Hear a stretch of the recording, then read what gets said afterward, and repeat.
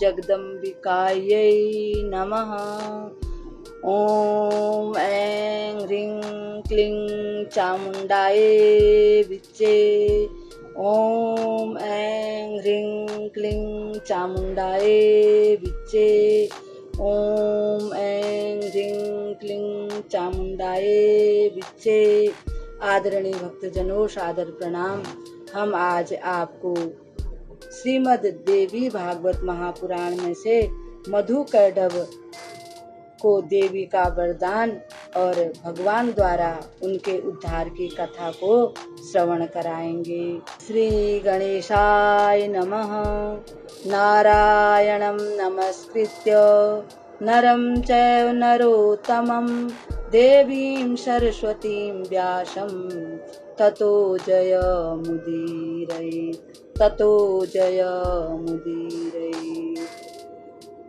महालक्ष्मी नमस्तुभ्यं सुरेश्वरी हरिप्रिये नमस्तुभ्यं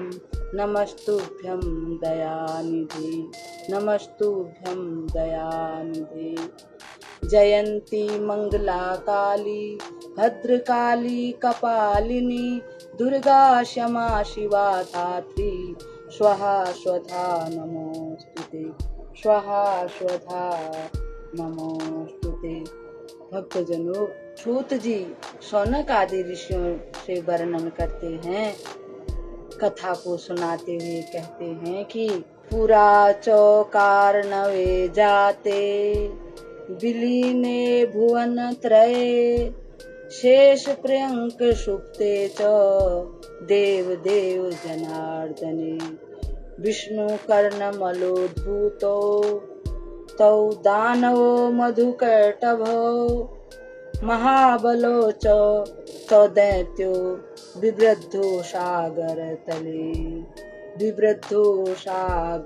तले।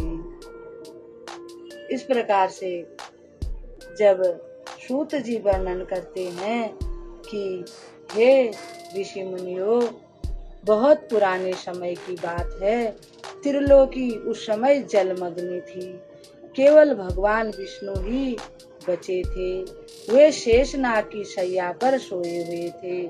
उनके कान के मैल से मधु और कैटभ नाम के दो राक्षस पैदा हुए। कुछ समय बाद वे अत्यंत जवान हो गए। एक समय की बात है कि वे दोनों राक्षस समुद्र में पानी से खेल रहे थे। वे दोनों भाई खेलते खेलते सोचने लगे, बिना आधार के यह जल इतना सारा कैसे ठहरा हुआ है? इसकी उत्पत्ति किसने की है और क्यों की है? वे दोनों ध्यान और जप करने लगे। भगवान की प्रेरणा से उन्होंने धीरे धीरे अन्न और जल का भी त्याग कर दिया। उन्होंने अपने मन और इंद्रियों पर विजय प्राप्त कर ली। 1000 वर्ष तक उन्होंने कठोर तपस्या की। उनकी तपस्या से आराध्या शक्ति यानी जगदम्बा भवानी प्रसन्न हो गई। उनकी स्थिति देखकर शक्ति का मन कृपा से ओतप्रोत हो गया, यानी कि जिस प्रकार से उन्होंने बड़े प्रेम से तपस्या की थी, माता अत्यधिक प्रसन्न हो गई और आकाशवाणी हुई, हे दोनों दैत्यों, मैं तुम्हारी तपस्या से प्रसन्न हूँ। इच्छा पूर्वक वर मांगो, मैं उसे पूर्ण कर दूंगी।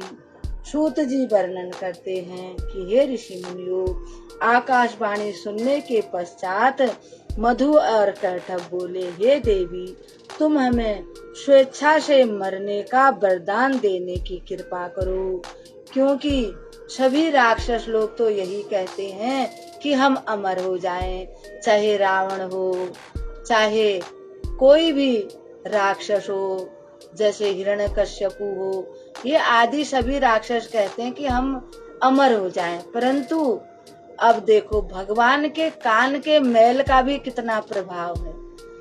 उन्होंने स्वेच्छा मृत्यु मांगी, उन्होंने अमरता नहीं मांगा, क्योंकि वे भगवान के कान के मैल से उत्पन्न हुए हैं। उनको इतनी समझ है कि मरना तो सभी को पड़ता है।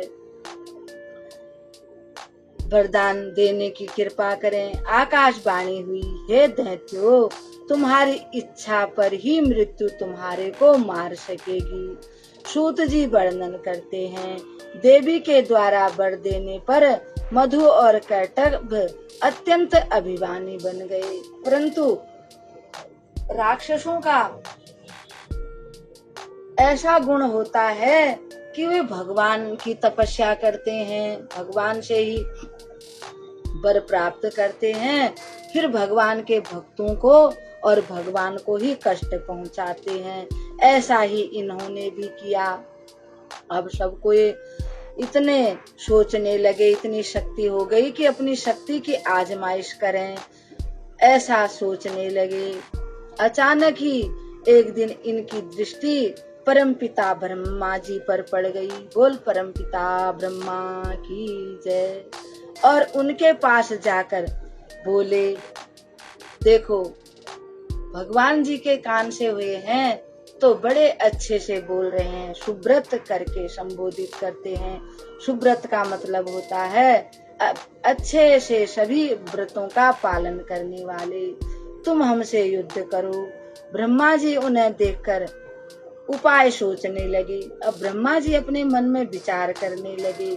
ये सब के लिए बहुत ही ज्ञान की बात है कि युद्ध संबंधी साम दाम दंड और भेद आदि अनेक उपाय उनके सामने उपस्थित हुए। वे सोचने लगे कि वास्तव में इनमें कितना बल है, इसका मुझे ज्ञान नहीं है। शत्रु का बल जाने बिना युद्ध में प्रवृत्त हो जाना, युद्ध के लिए चले जाना ठीक नहीं है। युद्ध के लिए ललकारना उचित नहीं होगा, क्योंकि अगर हम किसी चीज का अनुमान लगाए बगैर ही कार्य करते हैं तो उस कार्य को सफल होने में शंका होती है।